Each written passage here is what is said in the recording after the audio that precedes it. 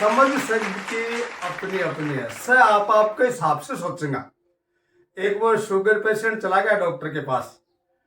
Doctor ने check किया, दवाई लिख दी और उसको विशेष हिदायत दी कि आपको रोजाना कम से कम 6 किलोमीटर पैदल चलना ही पड़ेगा। 6 महीने बाद उस पेशेंट ने डॉक्टर को फोन किया कि डॉक्टर साहब मैं अब ठीक हूं और भूटान तक पहुंच गया हूं। आप तो वापिस आ जाऊं, नहीं तो बगल में अब नेपाल की तरफ निकल जाऊं। मतलब सबकी आप आपकी समझ। एक वो पति पत्नी दोनों अकेले रहते थे। दुर्भाग्य से पति के पैरालिसिस हो गया, लकवा पड़ गया। विभिन्न तरह की अंग्रेजी दवाइयां दिलवाई लेकिन वो ठीक नहीं हुआ। तो एक देसी वैद्य के पास उसकी पत्नी लेके गई और शाम को जब वापस आई दिखा करके तो घर में धाम धीम मची हुई, कुटाई चल रही। पड़ोस के लोग भाग के आए, बोले यार आज क्या हो रहा है इस घर में। आकर के देखा तो वहां वो पत्नी अपने पति को बेलन से चिमटे से कूट रही। मोहल्ले वालों ने पूछा भाभी जी ये क्या कर रहे हो, ये तो पहले से ही परेशान है, इनका आधा अंग तो काम ही नहीं कर रहा है, आप ये कूट रहे हो इनको। पत्नी ने कहा नहीं जी आज तो हम वैद्य जी को दिखा के आए हैं और ये दवाई दी है। दवाई के ऊपर मोटे मोटे अक्षरों में लिखा है कि तुरंत फायदे के लिए अच्छी तरह से कूट के देवे, तो जल्दी फायदा लेना है।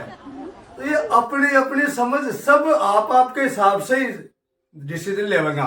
ये एक सॉफ्टवेयर जो होता है ना दिमाग में, सबका अपना अलग होता है और वो उसी हिसाब से सोचता है।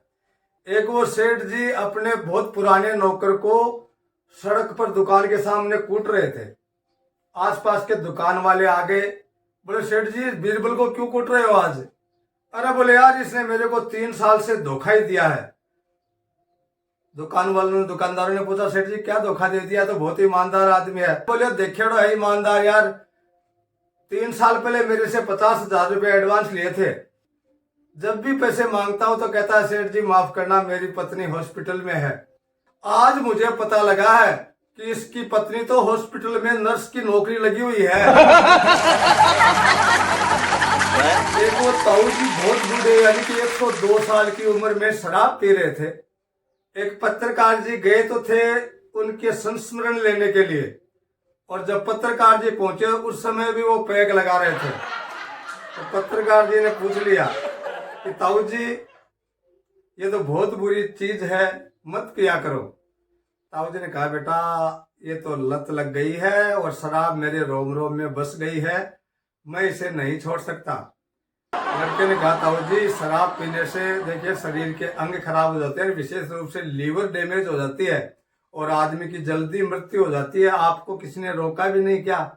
ताऊ जी कहने लगे बेटा रोकने वाले टोकने वाले पहले तो बहुत थे लेकिन सभी भगवान को प्यारे हो गए, सभी चले गए। आज बेटा कई सालों से तू आया है टोकने के लिए, तो मैं तो अरदास यही करता हूं कि तू भी अपना ध्यान रखना।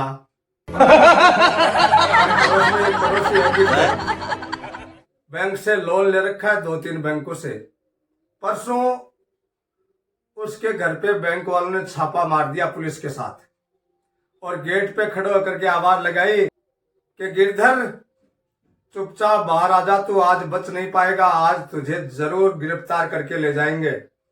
उस समय गिरधर नहा रहा था बाथरूम में। ज्यों ही उसको बैंक वाले की आवाज सुनी उसने गेट की जाली में से देख लिया कि पुलिस भी आई है, आज पकड़ेंगे। उसने बाथरूम की खिड़की खोली और बिना कपड़ों के ही सड़क के पार हो गया। संजोग से उस समय सड़क पर नागा साधुओं की एक टोली गुजर रही थी, वो भी उस टोली में ही शामिल हो गया। पीछे से एक नागा साधु आए और उसके कंधे पे हाथ धर के बोले वाह बेटा वाह, तेरी कितनी किस्तें बाकी है रे। 2 बच्चे आपस में बात कर रहे थे और बात भी इंडिया लेवल की चल रही थी, राष्ट्रीय स्तर की।